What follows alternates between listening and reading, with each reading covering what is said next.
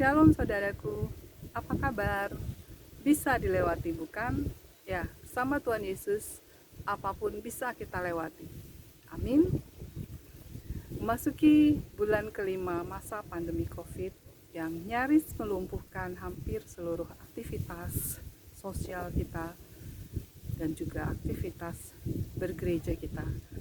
Saat ini kita merasakan kita tidak bisa beribadah di dalam gedung gereja secara full. Ibadah kita lakukan secara online, di mana melalui media YouTube kita beribadah kepada Tuhan. Media sosial YouTube adalah media sosial yang paling banyak digunakan, terutama untuk memutar musik, baik oleh anak muda maupun orang tua. Saya akan membahas sedikit mengenai media sosial YouTube. Mengapa YouTube penting dalam kehidupan kita, terutama mengapa YouTube penting dalam pelayanan kepada Tuhan. Mengapa YouTube? Dari sekian banyak aplikasi sosial media yang kita gunakan, YouTube menempati urutan pertama, terutama untuk memutar musik.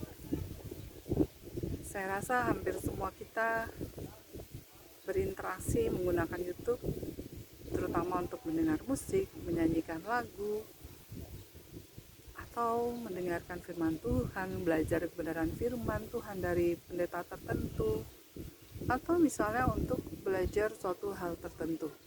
Kita mencarinya di YouTube. Hal tersebut membuktikan betapa pentingnya YouTube dalam kehidupan kita.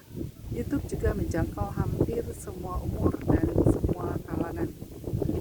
Walaupun investasi untuk membeli peralatan untuk video mahal dan juga ide konten terasa sulit, namun bila kita mempunyai dana, baiklah kita berinvestasi untuk membeli peralatan tersebut, karena YouTube berpotensi atau punya prospek yang sangat bagus. Bila belum ada dananya, kita bisa pikirkan konten-konten yang sederhana dan membuat postingan atau membuat video dengan alat yang sederhana. Misalnya handphone kita bisa gunakan untuk membuat video dan juga memposting di YouTube. Sekarang kita lihat manfaat YouTube dalam pelayanan kita. Yang pertama, YouTube memberikan informasi. Misalnya saja dalam belajar kebenaran firman Tuhan, dalam memberikan renungan firman Tuhan, dan lain-lain. Yang kedua, YouTube sebagai media komunikasi. Misalnya mengadakan ibadah online, bisa baik yang direkam maupun secara live. Itu bisa diadakan media tanya jawab, diskusi secara live. Bisa juga misalnya dalam hal membuat seminar, tanya jawab live, atau membuat puji-pujian, malam dana, itu juga bisa secara live.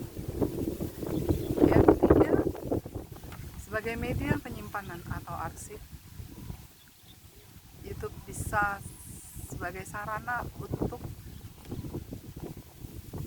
pelayanan yang di luar gereja, bukan hanya internal, tapi pelayanan di luar gereja. Misalnya saja mengadakan bakti sosial, pelayanan kesehatan, kunjungan ke panti werda, pelatihan membuat kue misalnya, pelatihan membuat tempe, dan lain-lain yang semuanya berguna untuk masyarakat secara umum.